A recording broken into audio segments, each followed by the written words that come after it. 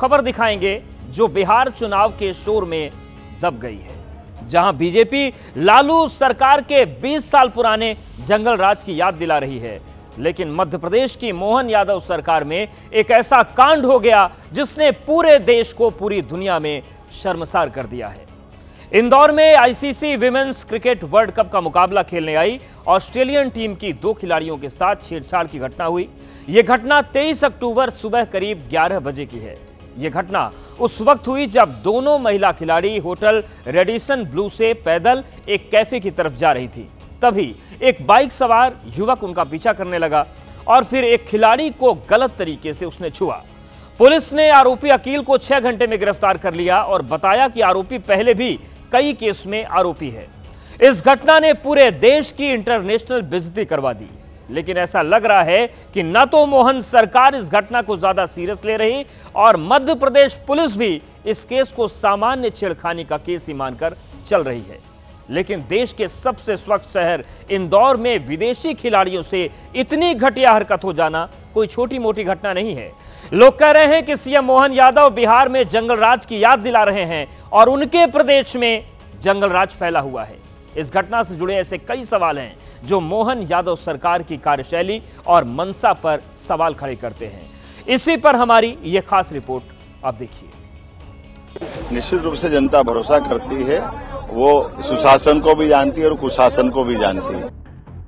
तो मध्य प्रदेश के मुख्यमंत्री महोदय जी बताइए, ऑस्ट्रेलियाई महिला क्रिकेटरों के साथ दिन दहाड़े छेड़छाड़ की घटना हो जाए तो इसे सुशासन कहा जाए या कुशासन? छेड़छाड़ की घटना 23 अक्टूबर की सुबह 11:10 पर हुई।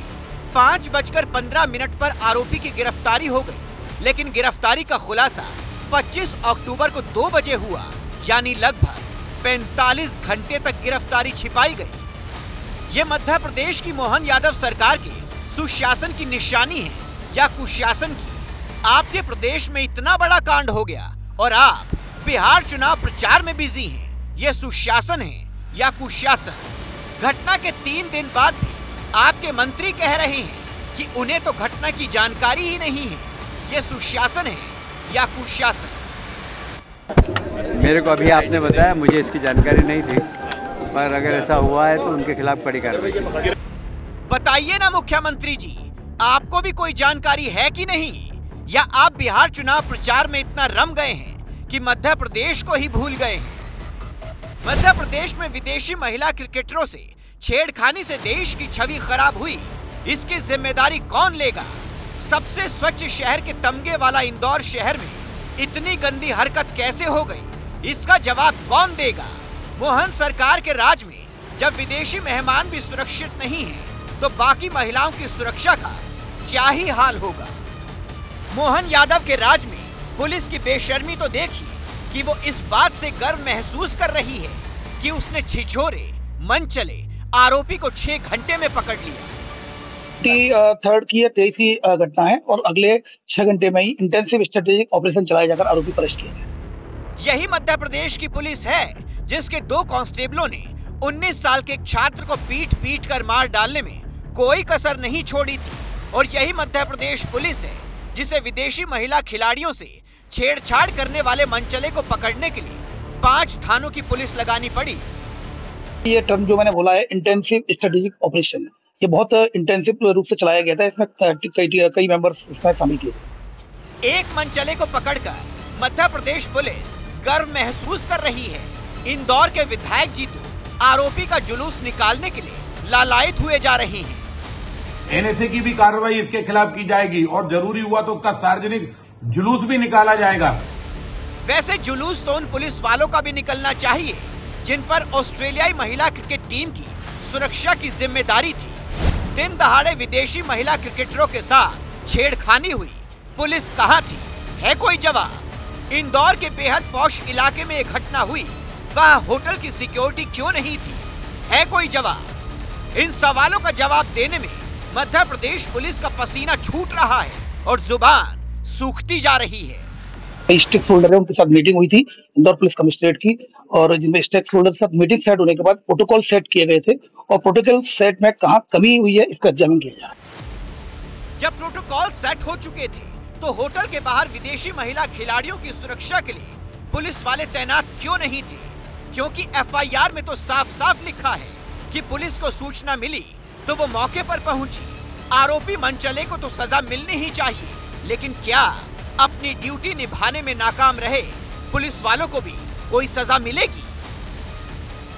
सरकार को डिसीजन के साथ जिन अधिकारियों की ड्यूटी अंतर्राष्ट्रीय स्तर पर क्रिकेटर आते हैं, खिलाड़ी आते हैं, उनकी सुरक्षा की रहनी चाहिए और किससे चूक हुई उसको पनिशमेंट की जानी चाहिए। जो सरकार हमारी जो बैठी है बेशर्मों की सरकार है।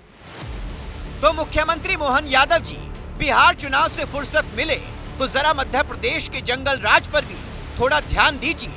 आपके राज में जो हुआ है उसने पूरी दुनिया में भारत को बदनाम करके रख दिया है। कि मुख्यमंत्री मोहन यादव जो कि राज्य के गृह मंत्री भी हैं, जिनके अंडर में पुलिस है, कहीं ना कहीं राज्य की कानून व्यवस्था, पुलिस व्यवस्था पर भी अब सवाल उठ रहे हैं। कई सवाल हैं जो सरकार और पुलिस और पूरी व्यवस्था पर उठ रहे हैं। कैमरा पर्सन होमेंद्र देशमुख के साथ अंबुज पांडे, एबीपी न्यूज़, इंदौर। विदेशी महिला क्रिकेटर्स के साथ दिन दहाड़े इंदौर की सड़क पर छेड़खानी हो गई और मोहन यादव सरकार को कोई खास फर्क नहीं पड़ा। अब इसकी वजह भी आप जान लीजिए। एनसीआरबी के आंकड़े क्या कहते हैं वो तस्वीर हम आपको समझा देते हैं। महिलाओं के खिलाफ अपराध के मामले में मध्य प्रदेश 5वें नंबर पर है। देश में दर्ज जो बलात्कार की संख्या है वो भी हम आपको बताते हैं। बलात्कार के केस में नंबर 3 पर मध्य प्रदेश है। ये एमपी में महिला सुरक्षा की हकीकत हम आपको बता रहे हैं। इसके अलावा देखिए छेड़खानी केस में मध्य प्रदेश नंबर 1 है और एक बार फिर से इसी वजह से एमपी की वजह से पूरे देश की नाक कटी है। 39% छेड़खानी के केस अकेले मध्य प्रदेश में ही दर्ज होते हैं पूरे देश के। ये इनका पूरा प्रतिनिधित्व है।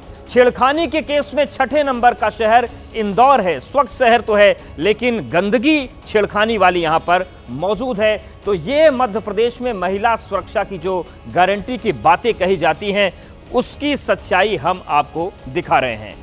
और अब विदेशी खिलाड़ियों से छेड़खानी की घटना ने पूरी दुनिया में इंदौर को तो बदनाम किया है, लेकिन मोहन यादव सरकार और मध्य प्रदेश पुलिस के लिए छेड़खानी की घटनाएं आम बात हैं। तभी तो इतनी बड़ी घटना हो गई और मध्य प्रदेश के मंत्री कह रहे हैं कि उन्हें तो पता ही नहीं चला।